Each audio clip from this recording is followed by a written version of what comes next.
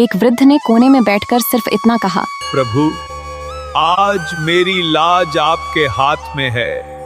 और अगले ही पल मंदिर में जो हुआ उसे देखकर सबकी रूह कांप गई। क्या हुआ था वृद्ध आदमी के साथ, जानने के लिए पूरी कथा सुनिए, सच्ची कथा। जी हाँ, यह घटना पुरी के पवित्र जगन्नाथ मंदिर की है। कहते हैं उस समय समाज में ऊंच नीच की भावना बहुत प्रबल थी। लोग मंदिर तो आते थे पर मन के भीतर भेदभाव की दीवारें खड़ी थीं। एक दिन मंदिर में महाप्रसाद का समय था। विशाल रसोई में मिट्टी के सैकड़ों बर्तनों में भात, दाल, सब्जी और खीर बन चुकी थी। धूप की सुगंध, शंख की ध्वनि और घंटियों के बीच भक्त पंक्ति में बैठ रहे थे। उसी समय मंदिर के मुख्य द्वार पर एक वृद्ध व्यक्ति आया। उसके कपड़े पुराने थे, पैर नंगे थे, शरीर कमजोर, लेकिन आंखों में गहरा विश्वास था। वह धीरे धीरे अंदर आया और पंक्ति के अंत में बैठने लगा। तभी कुछ लोगों ने उसे पहचान लिया। वे फुसफुसाए, यह निम्न जाति का है, इसे यहाँ मत बैठने दो। एक व्यक्ति ने ऊंची आवाज में कहा, अरे पहले बाहर बैठो, नियम का पालन करो। मैं दूर से आया हूँ, प्रभु का प्रसाद लेकर लौट जाऊंगा।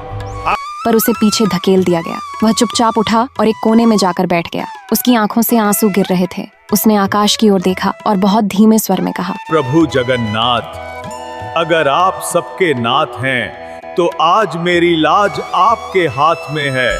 इधर प्रसाद वितरण शुरू हुआ। पहले कुछ लोगों की पत्तल पर भात डाला गया, पर जैसे ही वे खाने लगे एक की पत्तल उलट गई, दूसरे के हाथ से दाल गिर गई, तीसरे की खीर जमीन पर फैल गई। लोग चौंक गए। फिर दोबारा परोसा गया, लेकिन वही घटना फिर हुई। मंदिर के सेवक घबरा गए। इतनी बड़ी रसोई में कभी ऐसा नहीं हुआ था।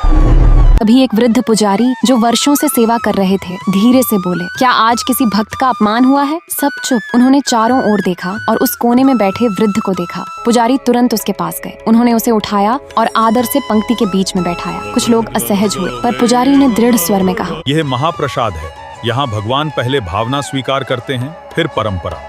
जिसने सच्चे मन से पुकारा है उसे कोई रोक नहीं। अब वृद्ध के सामने पत्तल रखी गई। जैसे ही उसे प्रसाद परोसा गया, मंदिर का वातावरण बदल गया। दीपक की लौ स्थिर हो गई, घंटी की ध्वनि मधुर लगने लगी। अब किसी की पत्तल नहीं गिरी, सब शांत था। वृद्ध ने पहला कौर उठाया। उसकी आंखों से आंसू बह रहे थे, पर इस बार वे अपमान के नहीं, कृतज्ञता के आंसू थे। उस दिन मंदिर में एक बात गहराई से समझी गई, भगवान के घर में ऊंच नीच नहीं चलती। कहते हैं उसी दिन से जगन्नाथ के महाप्रसाद को समानता का प्रसाद कहा जाने लगा। आज भी पुरी में लोग साथ बैठकर महाप्रसाद ग्रहण करते हैं, क्योंकि वहाँ पहचान जाति से नहीं, भक्ति से होती है। इसीलिए उन्हें कहते हैं सबके नाथ जगन्नाथ।